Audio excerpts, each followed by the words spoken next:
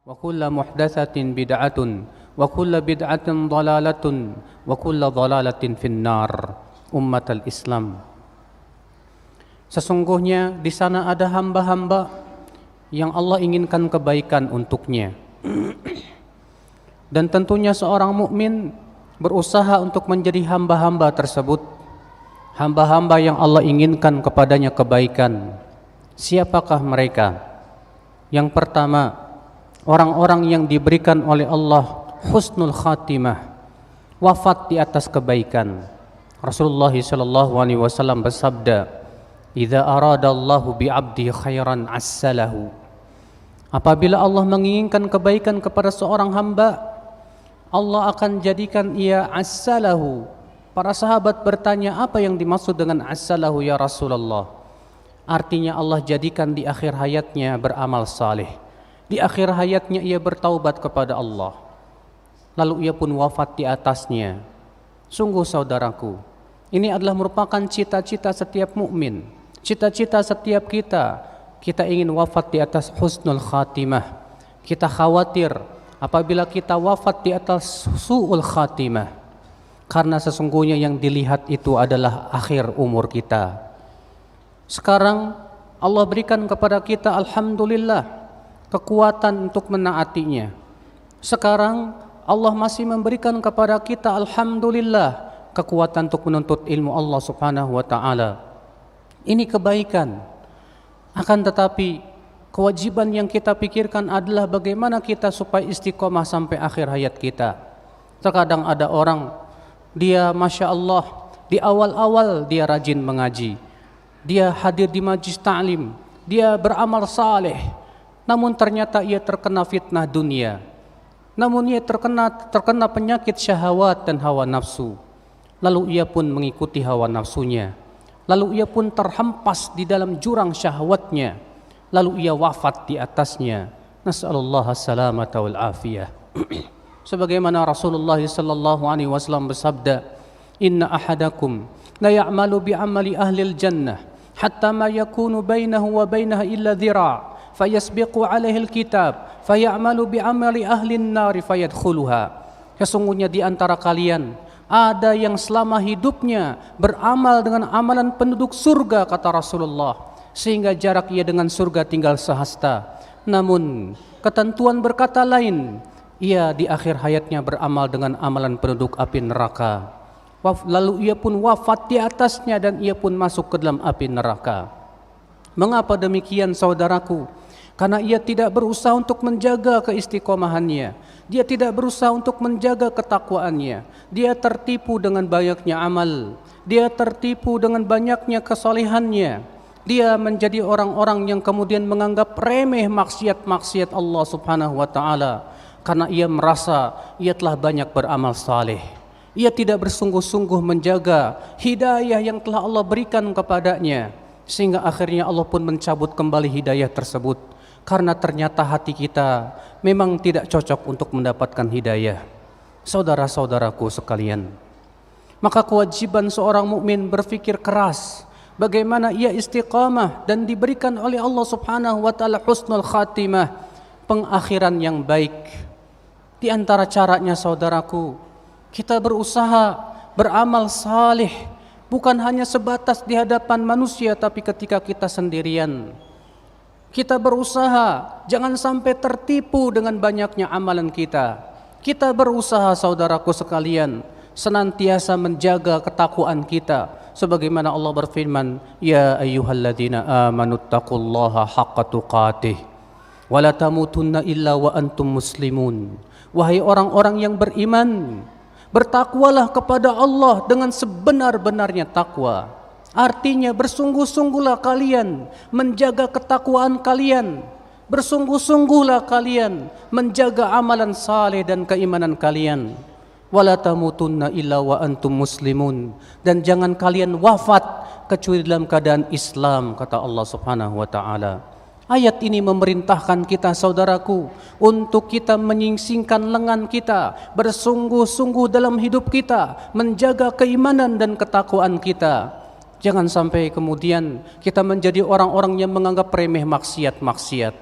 Jangan sampai kemudian kita pun menjadi orang-orang yang tidak takut kepada Allah di saat sendirian.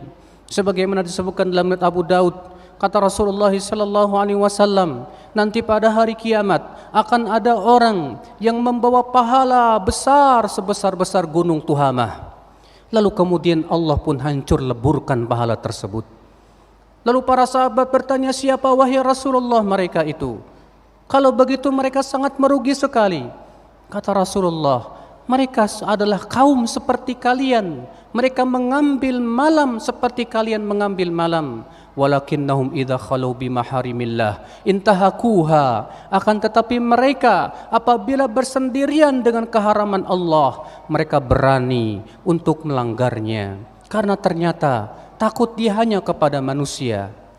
Karena ternyata dia sebetulnya tidak ada rasa takut kepada Allah. Dia hanya merasa takut kepada manusia untuk dicemoohkan atau dijelekan. Tapi ketika ia sendirian menjadi orang yang sangat tidak takut kepada Allah Subhanahu wa taala. Itulah saudaraku di antara sebab yang menyebabkan seseorang tidak bisa istiqomah di atas hidupnya. Sehingga akhirnya hidayah yang telah Allah karuniakan ke hatinya tersebut tak lagi bermanfaat untuk hatinya. Sehingga jangan salahkan apabila Allah kembali mengambil pemberian hidayah tersebut. Aqulu qouli hadza wa astaghfirullah li wa lakum. Alhamdulillah wassalatu wassalamu ala Rasulillah nabiyyina Muhammadin wa alihi wa sahbihi wa man wala. Wa asyhadu an la ilaha illallah wahdahu la syarikalah wa asyhadu anna Muhammadan abduhu wa rasuluh. Ummatal Islam, ada sebuah pintu setan yang menyebabkan kita mudah jatuh kepada kemaksiatan dan tidak bisa istiqomah.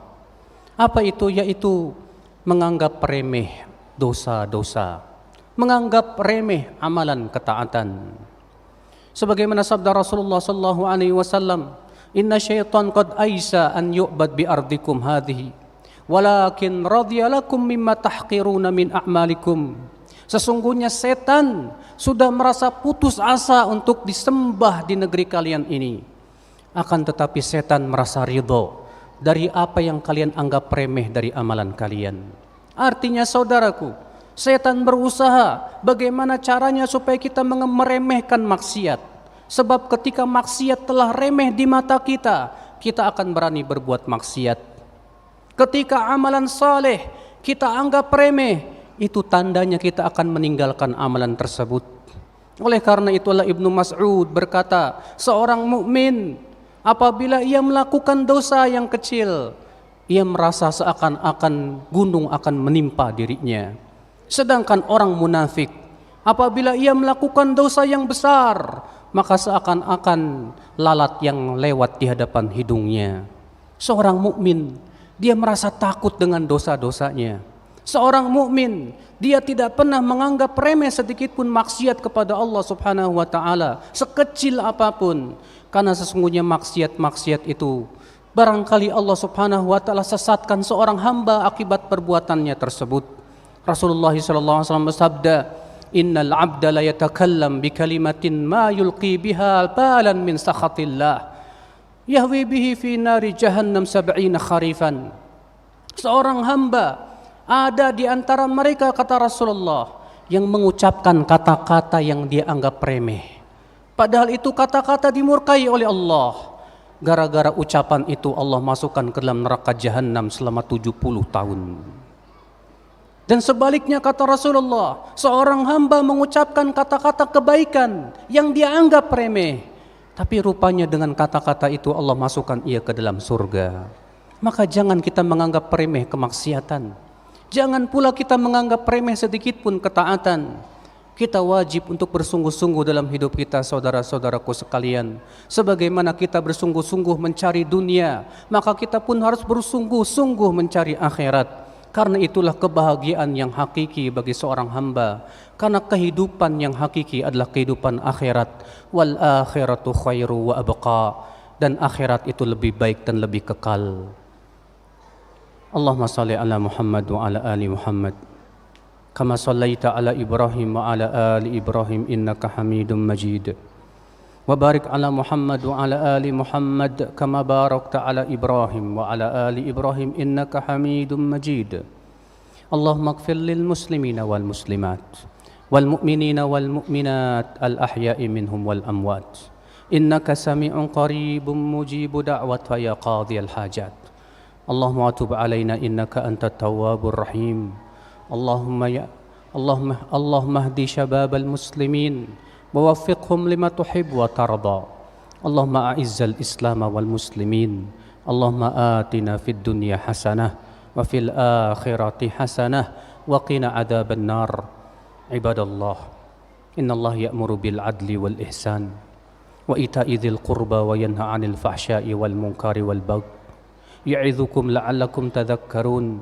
فاذكروا الله العظيم يذكركم واشكروه على نعمه يزدكم ولذكر الله أكبر.